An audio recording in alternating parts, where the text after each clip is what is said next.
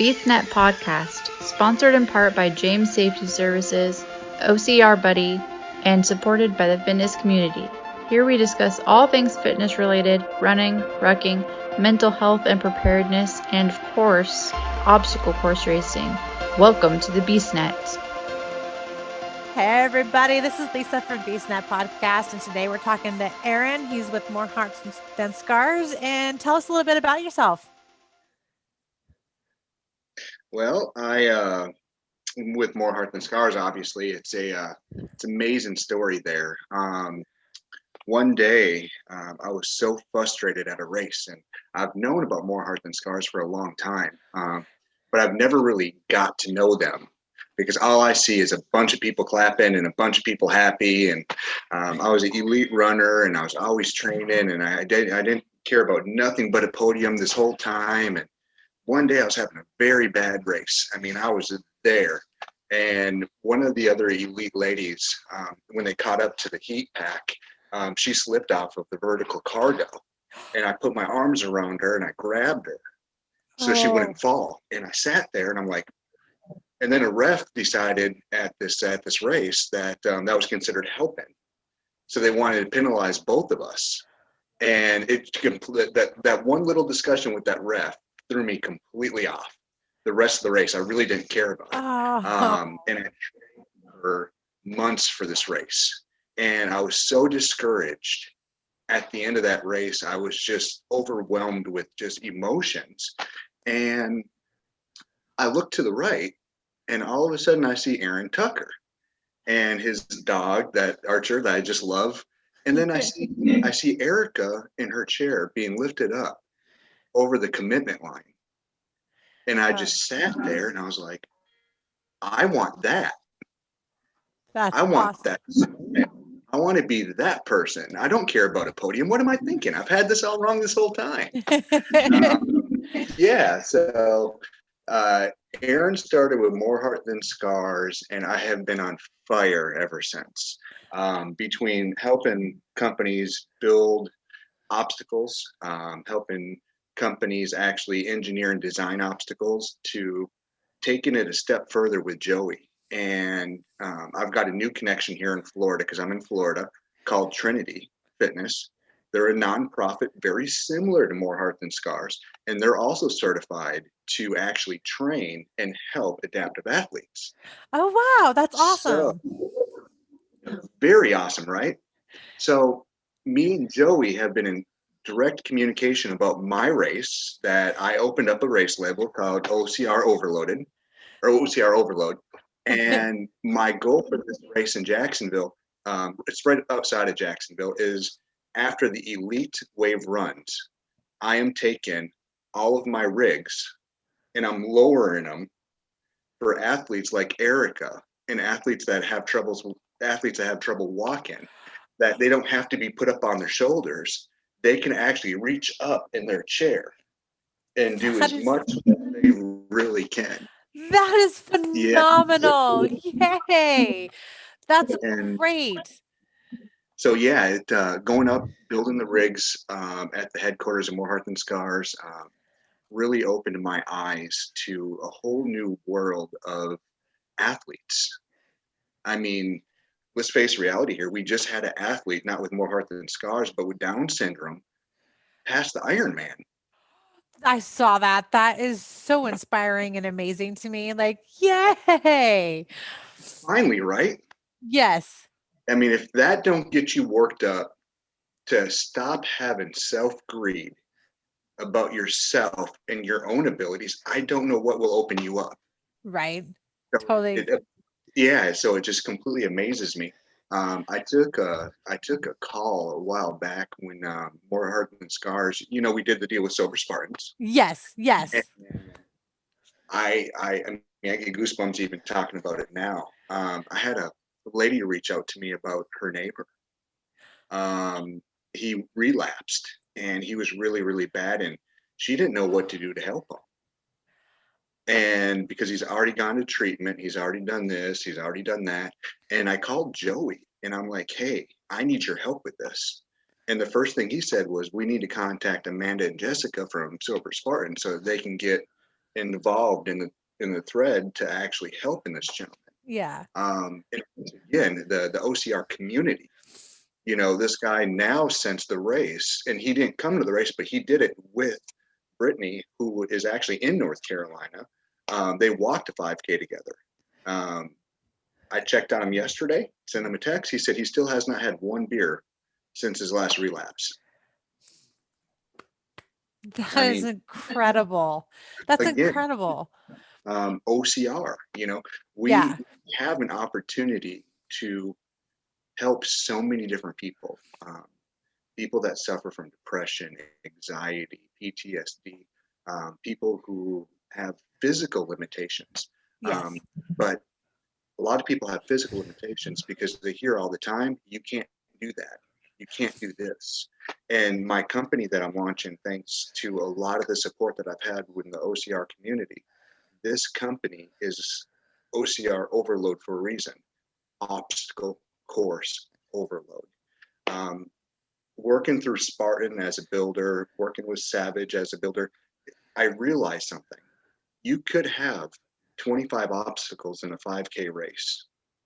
Out of those 25 obstacles, you're going to have people with limitations that are not going to want to do a certain amount of obstacles, right? Yeah. Well, the more obstacles you have, the better opportunity you have of them actually completing and trying at least 50% of your obstacles.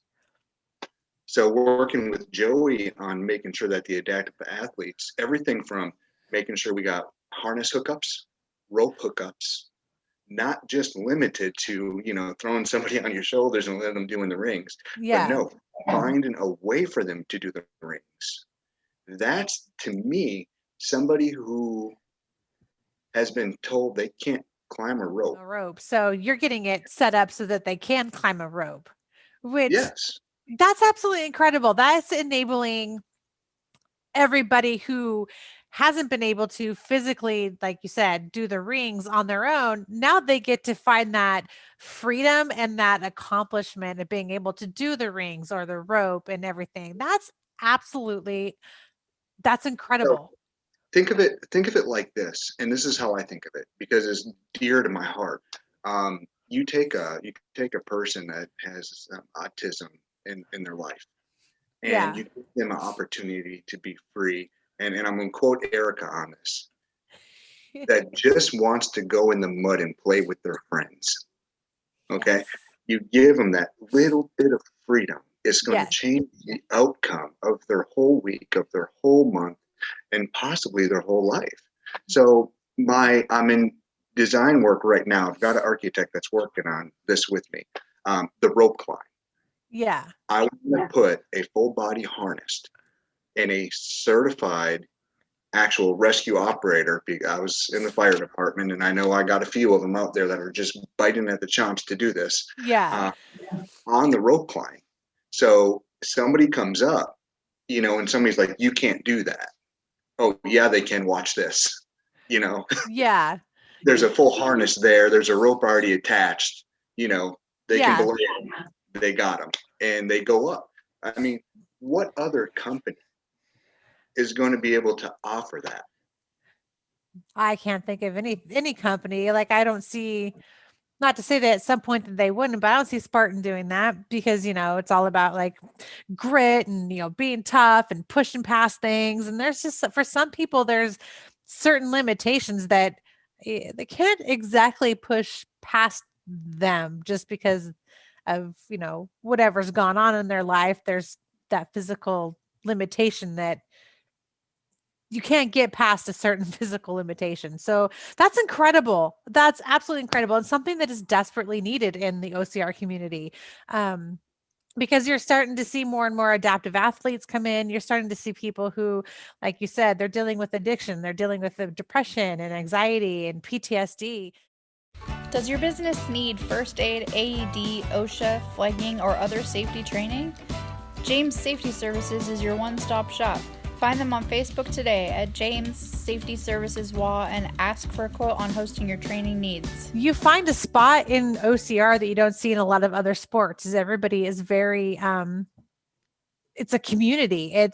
They're opening up and they're reaching out and say, hey, you can do this. We can help you. And you may not see that in the elite heats and stuff, but when you're in the open heats, like anytime you turn around, you see people helping each other. So this is absolutely incredible to give that extra freedom and accomplishments to the people with more physical limitations. It's amazing. Well, and that's the whole thing, when I know a lot of elite runners that have stopped. I was asked at the Charlotte race, no, yeah, Charlotte race, why I stopped, why I don't have it in me. And I sat there and I'm just like, buddy, I have it in me more now than I had before. My last 5K time that I did was 24 minutes and some 24:43 or something like that. I'm 42 years old. I'm diabetic. I got uncontrolled diabetes, and I can still run a 5K in 25 minutes. I think I got it in me. Yeah. But it's not what I want. There comes a time when you realize what your self-worth really is, and getting rid of that selflessness, getting rid of that greed of, I'm just gonna say it. I know I'm gonna catch a lot of heck for this. Getting away from the podiums, Yeah. getting away from it. I don't have a problem bench pressing 275 pounds. I don't have a problem running, but when I reach down and I grab somebody's hand and I help them up a wall, it amazes me.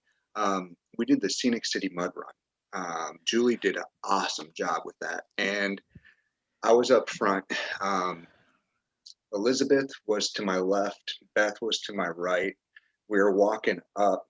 I think Michelle was pulling Erica, and Joey was on the brakes, and the rest of the team was just kind of like, like we triangle up. Yeah. And there was kids, and they were stuck these kids were stuck in the mud. They were carrying their shoes. And I grabbed one hand from one and I grabbed another hand from the other. Both of the kids looked at me and were like, thank you. I'm like, it's not a problem. Ain't this fun? and I remember Beth said, now that is a guy who's no longer in this for himself. Yeah. And it surprises me that more people are jumping away from the podiums. There was a lady that I know, her name's Amy. She passed me a couple times, and I want to say it was the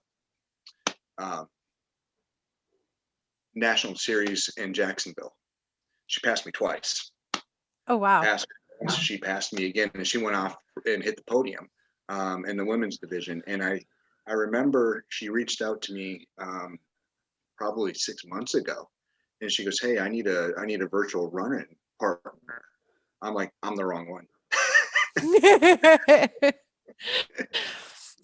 But she when we started talking, she started looking up morehearthanscars.org, and she said, hey, I get it now. I get it. I get why you still go to the gym 4 or 5 times a week. I get why you have exercise equipment at your house now. I get why you're always running.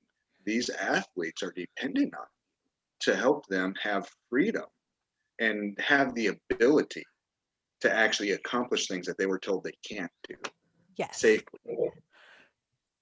It's the truth, 100% the truth. For myself, I started noticing, it was probably a year or so ago, more and more adaptive athletes, more and more people that, you could tell it took all their courage just to get off the couch, buy that ticket and get to the race.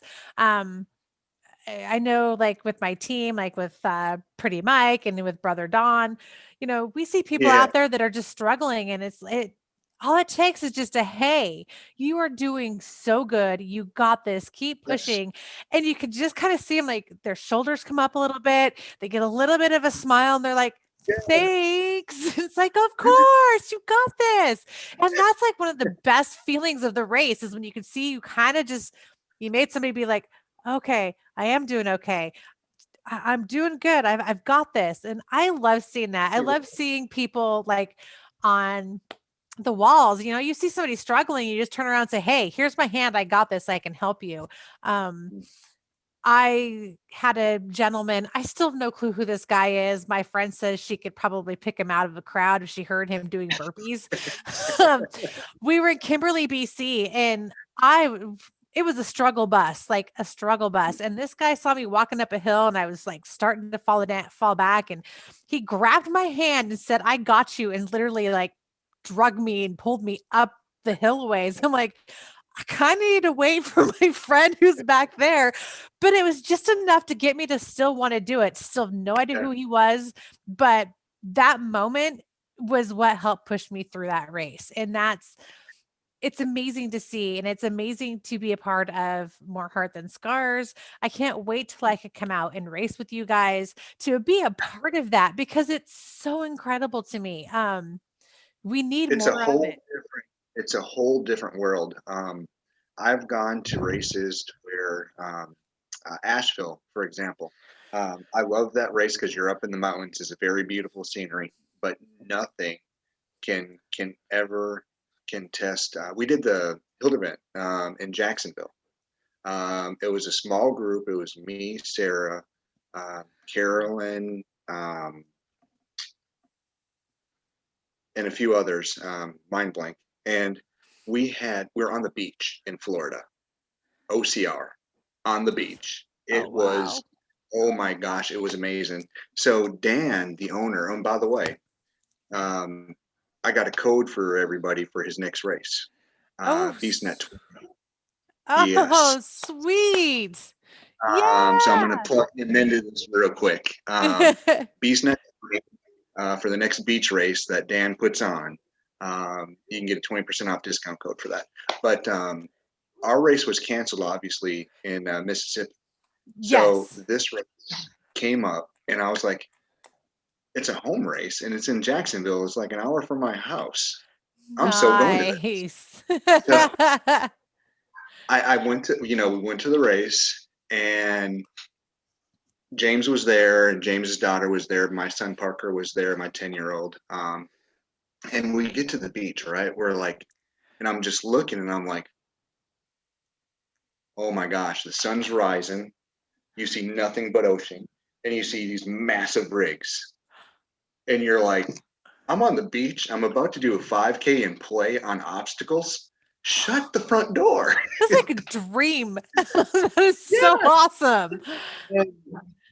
Of course, I'm decked out. I got my hair spiked up. I got the longer beard going, and I'm in my kilt. And Yeah.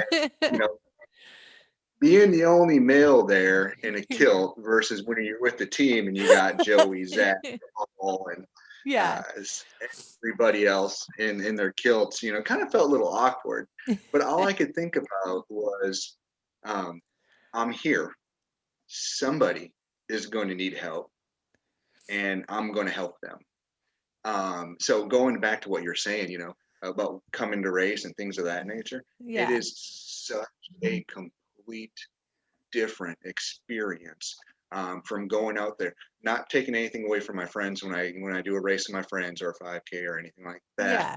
But when you're out there, I mean, people you don't know walk up to you and you're like, "Hey, Aaron, how you doing?" I'm like, "Hi." They're like, "I finally get to meet you." I'm like, "Awesome." They start talking about posts, and Yeah. how are you always so positive? How are you always on fire?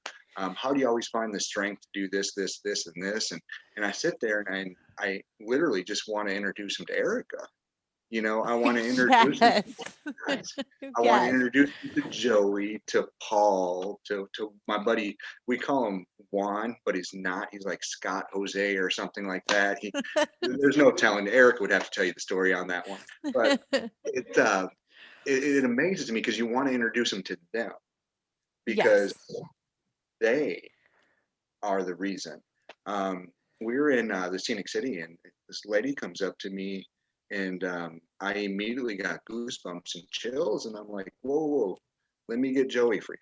So I go and get Joey. Come to find out that this lady has a daughter. She saw us on the course. Her daughter has a very similar injury to Erica, and was like, what do I have to do to get my daughter to get motivated to come out and try something like this? And I'm like, I got just people to talk to. Hold on. So and you'll get that, when you're out there with the team, everyone's staring at you. Everyone's just like in Oz. I'm sitting out here on a rope or a cargo net, reaching down, and everyone's like, "Is he going to grab that girl in the wheelchair?" And I'm just like, "I ain't grabbing you, Erica. You wanted this. You got to climb." And then when she gets to the top and she turns around and she's like, "Yeah," Yeah. that makes it all worth it. Because the next thing you know, you get the real thrill of what you're there to accomplish as a team. Yes. We have a lot of team members that don't want to do the physical, muddy grit, is what we call it in Spartan. Yeah. But when you turn around and then you look and they're like grabbing the rope to do a rope climb, you're like, Yeah. anything simple, like even watching Erica do the tire flip with Joey and me, Yeah. so amazing. We had a special visitor that same race. His name is Seth. Seth is a little child. He's in a wheelchair.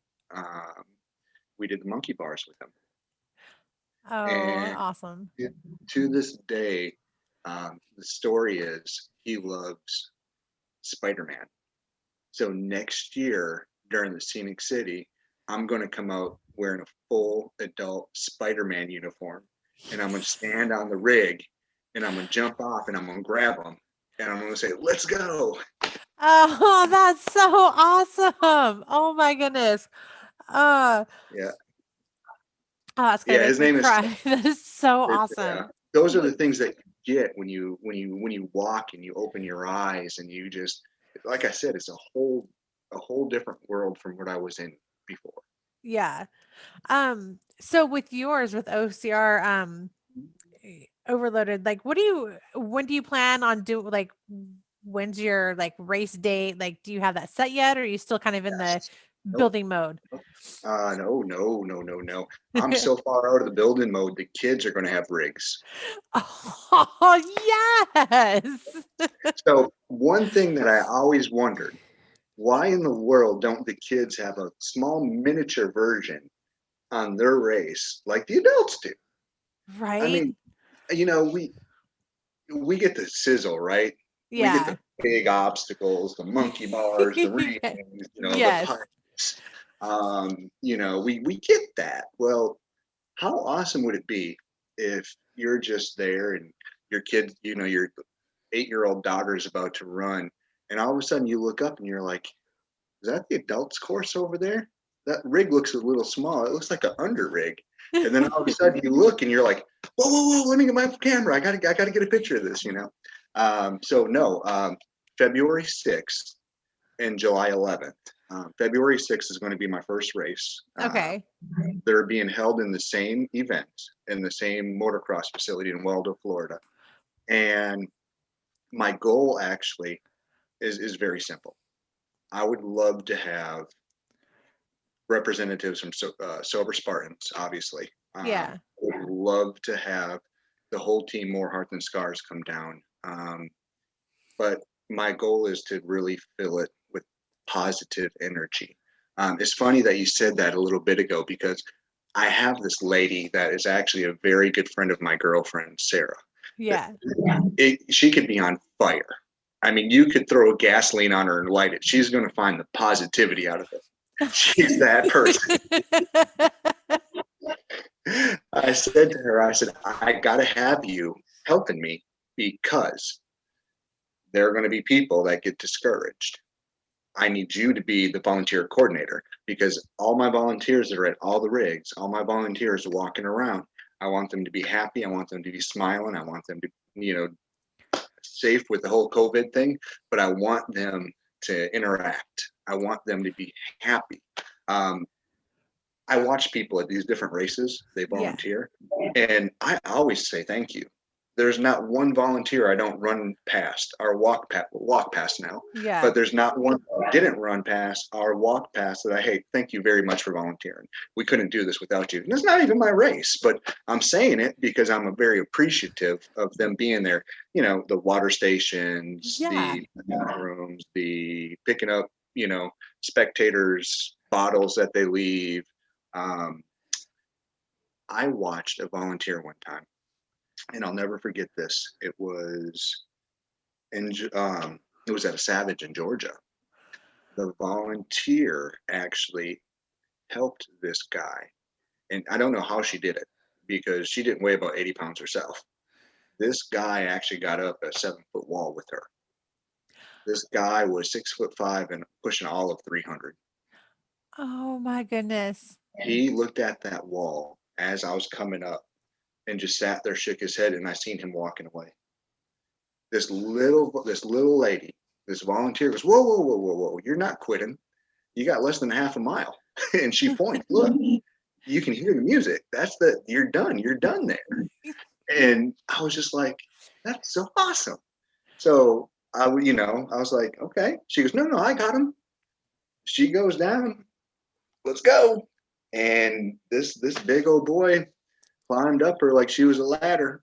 She got she looked at me, she goes, I don't think I can do that again. Next time, don't listen to me. Help.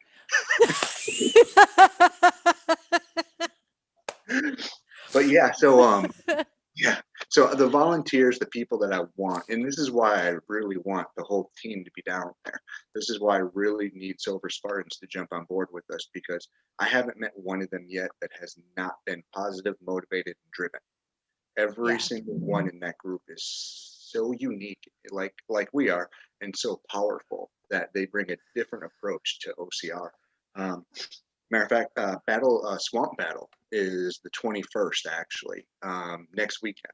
Okay. And there's a lot going on that people don't know yet about Florida. I'm going to spill the beans real quick. You ready? Okay.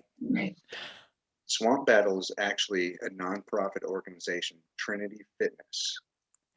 And yes, they take their proceeds from their races. And this hit me so hard when I actually met them. So Brian and Christian and their whole organization, their whole group, they put on 2 races a year. Every ounce of the proceeds go to Trinity Fitness to pay for people's memberships when they can't afford them because they lost their job or their bills are piling up. Yes. Wow. Their race actually is the November 21st. And if anybody has not registered for that yet, BeastNet 20% off their race as well. That's awesome. Wow. It is even better. All 3 of our race divisions will be working together in 2021. That's incredible. Yeah. That's incredible. Is such a small world. Between all of us, I think we're looking at 70 standalone obstacles.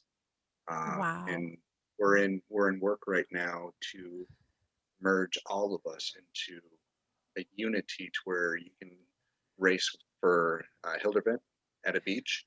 You can go to the nonprofit and race. You can come to my race, which huge proceeds from my race are actually going back to More Heart Than Scars and to Trinity as well, because I love what they're doing in Jacksonville. But my race is so unique this year that in 2021, we're going to have the elite runners, we're going to have the open runners, we're going to have the kids with 3 of their own life-size rigs like the adults have. And at the end of the race, yep, exactly. And at the end of the race, I'm doing a mad ninja dash. Oh, that's great. My rig at the end is actually 16 by 30. And that's nothing but rings. The rig right before that is going to be the actual ninja chunks.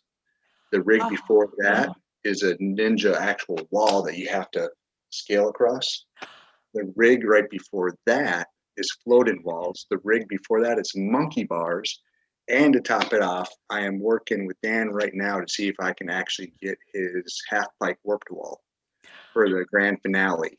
Oh At my the race. gosh. Yes. So Wow. it'll be a quarter-mile mad dash. The That's ticket awesome. sales for that is going. So how I have it, how I have it on the website that you can look at under is Mad Ninja Dash. It's $15. $2 for every ticket that goes is going back to More Heart Than Scars. $2 for every ticket is actually going back to Trinity. And the amazing part is the rest of the proceeds actually go to the finishers. Oh, that's awesome. Yes, it's called a Mad Ninja Dash for a reason. It's going to be timed. You're going to have a buzzer you're going to have to hit. I'm really excited about it. They're doing it overseas right now. And most of the OCRs that they're doing overseas actually have a very, they either have it, what's called a team challenge, like a team relay, like they have at the OCR World Championship. Oh, yeah. Yeah.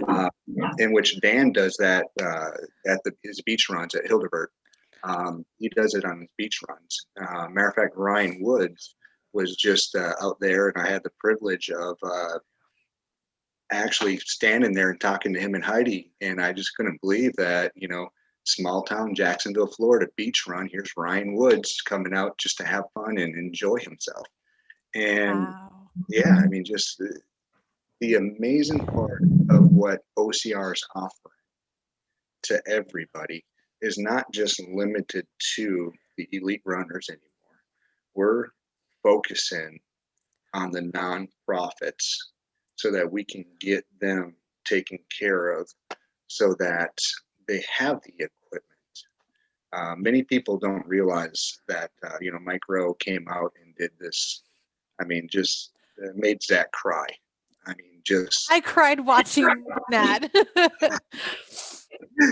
Me too. I ain't gonna lie, me too. But people don't realize that how much those chairs cost, how much the harnesses cost, how much the ropes cost, how much the bags cost to put everything in that we have to carry as a team.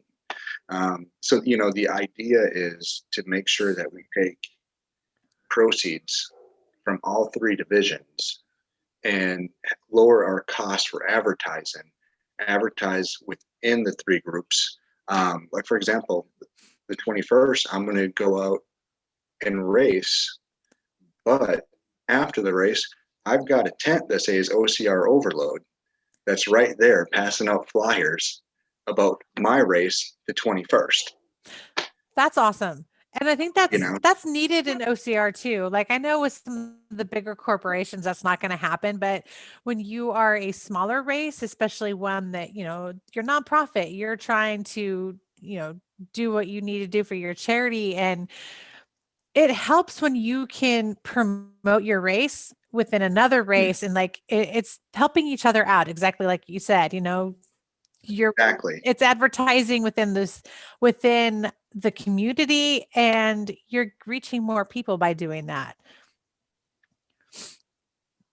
I have learned so much the last 6 months, 7 months from Julie that it's not about an individual. It's not about the race. It's about the athletes. Now, I've known a lot of directors, a lot of race directors, and I will say this. There was a person that did get hurt. It was a small injury, nothing at all. I kid you not, while I was there tending to this person, Julie comes flying up from nowhere. Not many race directors do that. No. She actually cares. I learned so much from Joey, from Erica, from Zach, from Lauren, from Wendy. Oh my gosh, Wendy, I love her. She's amazing. The co-founder with Zach for More Heart Than Scars. Yeah. And when you look at these races and you look at what we're doing in Florida, you got beach races, one complete division, owned separate company. You got a nonprofit that just wants to help people. They Yeah. just need people to show up to the race. That's all they need, because they hold an awesome race. I mean, when I go Facebook Live at their race, you're gonna see, oh my gosh, where did this race come from? You know, Brian is a nut. He's just like me when it comes to obstacles. If there's a Yeah. way to build the obstacle to where somebody can have a wow factor and it's safe, it's going to be built. There's no doubt in our mind. And then you have these other companies that, you know, will have $50,000 to advertise for one race. Well, Yeah. why are your prices $190 for a race anyways? You know, you look at what's going on in the Chattanooga area, you know, their average race is $79. Look at what's going on in Central Florida, $79. But the minute one of these big players comes in, they don't care about the individual. They don't care about the safety and well-being of adaptive athletes in a sense of how are you rigging your obstacles for us to bring all these people into your venue. Yeah. Safety protocol is one thing, but when you are pushing solid numbers because you're at $170, $190 a race, it takes that personal fortitude out of it. Yes, it does. I love some of the bigger companies. It's what I've raced for years, just, you know, because that's what we've had, but more and more smaller local races are trying to come up and build themselves up. And we've been focused, and this year was supposed to be a huge push for that, was to race local and support all the local races. But, you know, due to the world today, all that's been put on hold. And I'm looking forward to that chance, especially, you know, this upcoming year, to race some of the more local races, the smaller races, hopefully travel to some of the smaller races that are around the country and experience them, because I think it's a different, you get a different view of the community. You get to see the day-to-day people. And yeah, you see some elites, but you really get to see the day-to-day people. You get to see the adaptive athletes and, you know, help them through. And that to me is what OCR is. It's the smaller companies. The bigger companies kind of help bring it more to light, but the smaller companies really are the heart and soul of OCR. Well, and what people are pushing for, and I love this movement because it is a movement. It's a movement of OCR being strong and not giving up. Yes. You know, if I was to win the lottery, I would still be the same person I am today. I would still have the same goal. You know, my goal, my race, I don't have high expectations. I trust in above to allow me to do this. So I have low expectations of a turnout, but I've got 7 rigs plus the monster rig plus things that people have never seen before. I follow OCR World Championship a lot because they are really the innovators of obstacles. And when I look at the different obstacles that these smaller companies actually have, they're the exact same as the bigger companies. You know, there's not much of a real difference. Where I believe we're going to in the direction of this new movement with OCR Strong is not only if you call me, do I have, you know, 12 walls and a slip wall and everything else, but somebody else is going to have somebody else. I almost purchased 20 radios with headsets. Number one, I want my runners to be safe. So if something happens, I want to have communications throughout the whole course, not just limited to a medic, not just limited to a couple of volunteers and, you know, a safety runner. No, I want everybody. Well, I was told not to because somebody's got me. Yes. Another OCR company said, don't worry about it. I've got 20 plus radios with headsets. Don't waste your money.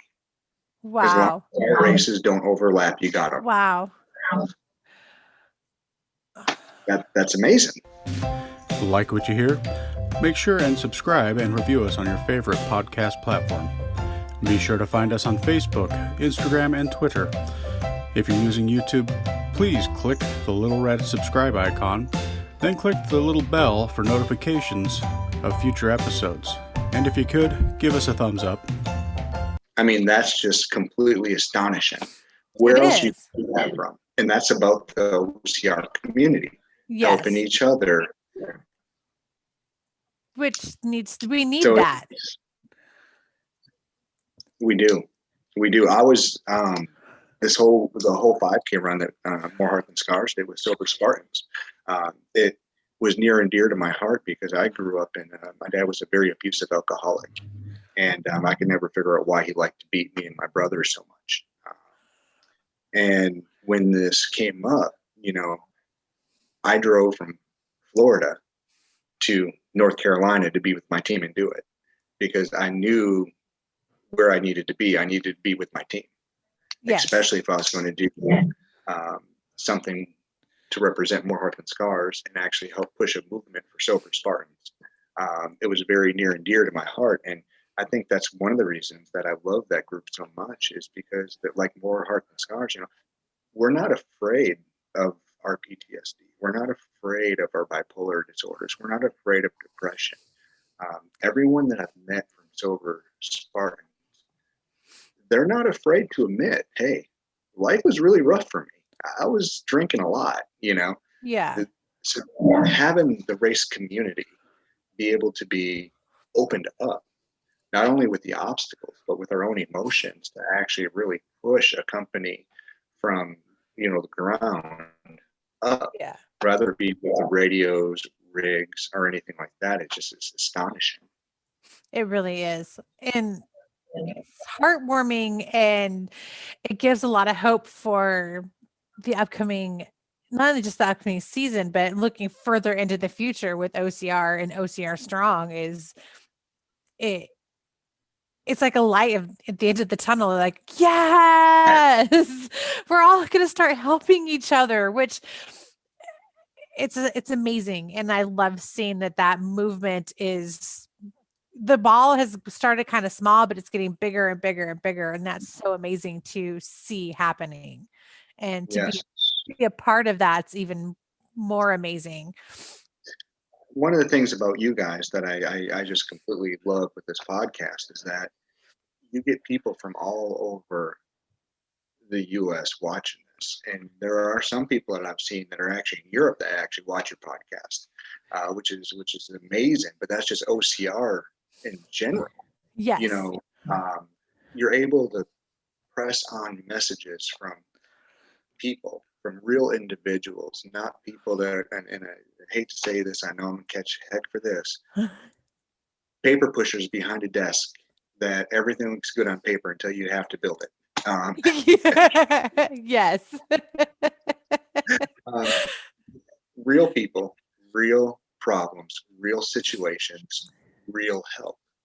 Yes. And that's what I love about you guys. You guys just astonish me with the guests that you actually have on, and the freedom to actually say what's on your mind, and being able to push positive thoughts throughout the OCR community as a general is huge.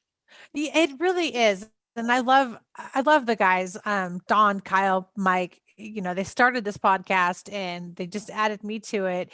But they talk to people who are motivating, they're inspiring. We're talking to more and more race directors like yourself and Julie, and kind of getting like the background side of OCR. And I think we're kind of dropping that curtain down to be like, it's not a big mystery as to what goes on. These people are regular, everyday people who want to help and motivate and create a more positive environment. And I love that about the podcast. I love that about the people that we talk to. And, I think down the road, I like to talk to more people too who have had, their journeys and what they've gone through to get to OCR and to get healthier, because it's about your physical health, your mental health, and, that's a huge thing. And just because we have like the pandemic going on doesn't mean that we have to stop promoting all of that, because I think we need it more and more now, being, active. More now than ever, because a Yes. lot of, and back in 2014, when I started to really get serious about Spartan racing, I was 260 pounds. I was told only real men do those competitions, is what I was told. Wow. Yeah. Wow. I had a That's whole beer moment, let me tell you. I bet. 20, Wow. 2015, yeah, it blows your mind, don't it? It Um, does. 2015, I went to Atlanta, Georgia, and I went to American Ninja Warrior. I failed miserably, but I had fun. Oh my gosh, it was a blast. That's I awesome. learned so much from standing in line for hours. Yeah. I could have trained my feet more than my arms. But, yeah, so my journey, going from that to my PTSD as being a firefighter, and people need to know the difference between good mental stability health hmm and when they really need to get help. And Yes. OCR provides. There are so many people that go to the gym to escape. And Yes. what we're facing right now is called dormant. There's a lot of people sitting dormant, and because they don't have the help, because they're not getting out, Yes. they're not as active, they're sitting dormant. And when they sit dormant, that's when the demons want to attack the absolute most. The self-doubt comes in. You gain Yeah. 15, 20 pounds during the pandemic. You feel ugly. You think you're ugly. And whatever the situation is with that, Yeah. and it's more so today than ever, is why I believe the podcast and OCR, not just here in Florida, and what we're doing with the 3 companies, is what we're trying to reach out to help people. But Julie in the Chattanooga area, Chad over there in the Missouri area, there are so many other people that are trying to jump on this movement, so Yes. that these people, including me and you and everybody else, so we don't sit dormant. Because if Yeah. we sit dormant, then next thing you know, it's a week before we did our last walk. It's a week before we went on our last run. It was 2 weeks before we went to the gym. Then all of a sudden you're like, ooh, there's a race the 21st over at the WW Ranch over in Jacksonville. Ooh, I can do it. Yeah, that's a really good idea, ain't it? I'm kind of guilty of doing that. The whole dormant thing, I totally understand that. When all this hit, I'm considered an essential worker. I work in the medical field. I've worked the entire time. So my life changed a little bit, but not a whole lot. But it got hard. I couldn't go out and do things with my friends. I was stuck coming home, not really going anywhere. And Eric and I, she and I connected, and she has been for the last, oh my gosh, 2 months almost, maybe. Monday through Friday, she texts me in the morning to tell me says, good morning, it's time to work out.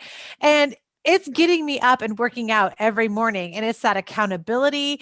And, I'm still waiting to actually see some of the changes happen, but I know that they're happening there and that habit is forming. And I haven't had that habit for so long. And I'm so thankful for Erica. I'm thankful for that accountability, because I know it's helped my mental health as well. And physically, I'm starting to feel better, and mentally, I am too. I struggle with PTSD from trauma, and um, it's a struggle. Like, I've had like little things trigger me, some big things, Yeah. and having this outlet to still work out, and even the podcast and speaking to, like, with Erica, with you, with Julie, it helps so much because I'm still able to be connected with my OCR community, even though I can't physically be with my friends and family in the OCR community. And so i- it's a huge thing. And I'm hoping that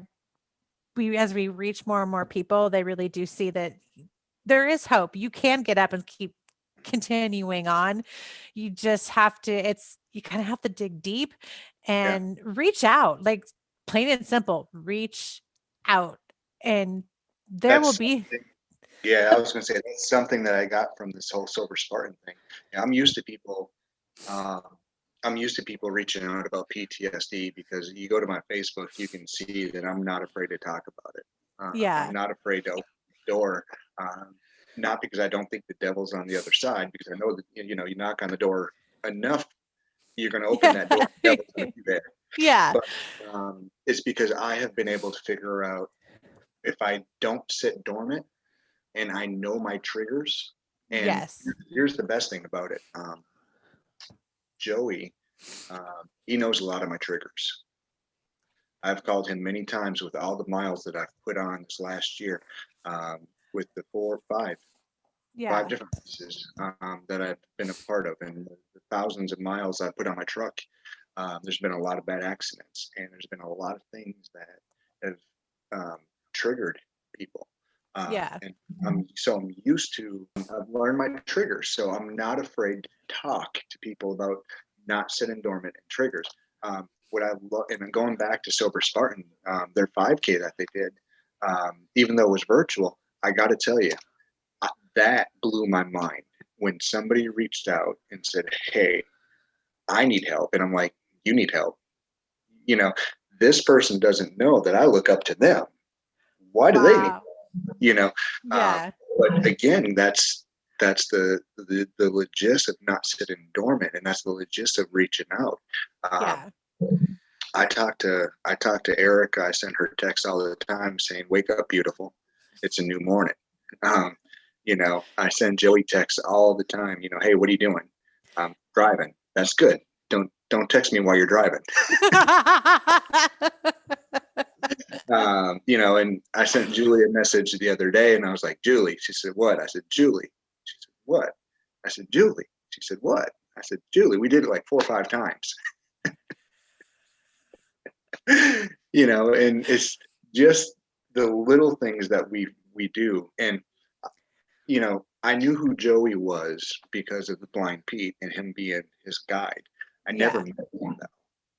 I was never introduced to Joey. Yeah. But I've seen him around everywhere. I mean, we ran into each other at almost every single race that I ever did. He was there. Yeah. And I was, "Oh, that's Joey, and that's Blind Pete." And then, the OCR community, this is how small it is. I've got a brother and a sister by choice, just with those two right there. Yeah. But I also have a brother named Zach, and I can call Zach at 1, 2, 3 o'clock in the morning. He's going to answer his phone. Yeah. And Paul, Juan, Kim. I mean, I could just go on with the different names and what OCR means to me in general. But I want people to see what OCR means to me by my actions. Yes. By when everyone around us wants to give up a race, and we look at each other as brothers and sisters, and we say we have a 99% pass ratio. There's only one race out of, I think, 300. That's awesome. We've never been able to finish. And, I look at that and I say to myself, that's the team of people that I want to be around. Yes. And yes.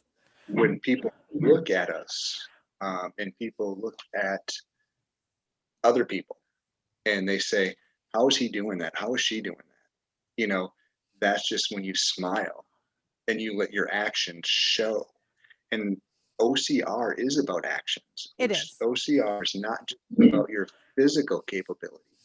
It's about your actions on the course and off the course. Yes. And I want my actions to prove where my mindset is by when somebody sends me a Facebook message at 2 o'clock in the morning. I may say crap and look at my phone and, who's calling me? Yeah. 2 o'clock in the morning, but, we're going to answer our phone. And yes. using that example again of Sober Spartan, my gosh, if we all did a 5K once a month, Southern Spartan, Spartan 4.0, More Heart Than Scars, Trinity Fitness, and the list will just go on and on and on. Yeah. But if we all did one just once a month, there's no telling how many people we really could reach while we're in the middle of what's called a pandemic. Yes, agreed. Totally agree with you on that. It's interesting, like, you're talking about how you reach out to Erica and Julie and everybody. I have a amazing friend who she and I have been a part of a team together for years, and we've raced a couple times, just me and her. She has PTSD as well. And we did Dallas 2 years ago. Yeah, I think Dallas was 2 years ago for us. And it was 2 weeks after a major car wreck for me. And I couldn't do a lot of the obstacles just because physically I was still hurting really bad.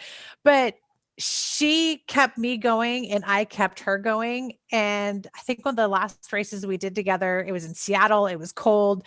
And she's like, the festival area is like right over there. And I just kind of looked at her and I'm like, are you seriously trying to casually quit on me right now? She's like, maybe. I'm like, Maybe. You're not allowed to casually quit. So you can just forget that number. And when she went to some other races that year, I would send her voice messages on Facebook and say like, okay, I just want you to know you are not allowed to casually quit ever. So I'm telling you right now, in your head, you can listen to me say, you're not allowed to casually quit. And she like got so happy that I sent those messages to her because it's just letting her know casually quitting is not allowed. And Oh my gosh. that's part of it, just having your friends and your family that support you and are willing to be like, hey, how you doing? Check it up on you. I started doing that more and more through this pandemic. I will message, I'll message Jody. I'll message Mike. I'll message random other friends of mine. Hey, how you doing? You doing okay? What's happening? And it's that check-in, like check in on your friends, check in on your race family. And I think it's so important to do. And it needs to continue outside of the pandemic to when life goes back to normal, I guess, still reach out to them because, it's. Was it normal before this? Because I don't think it was normal before this. No, it wasn't. It wasn't normal at all. But what people call normal, I don't know what that exactly is. But hey. But it's amazing to have people that hold you accountable and are willing to check up on you and be like, "Are you doing okay?" And like my best friend and I have a thing now. If she says that she's fine or she's good, I come back with her, okay, you're bullshitting me. So what's really going on? Like, she's not allowed to say she's good or she's fine. Like, she has to actually say, hey, this is what's happening today. This is how I'm feeling.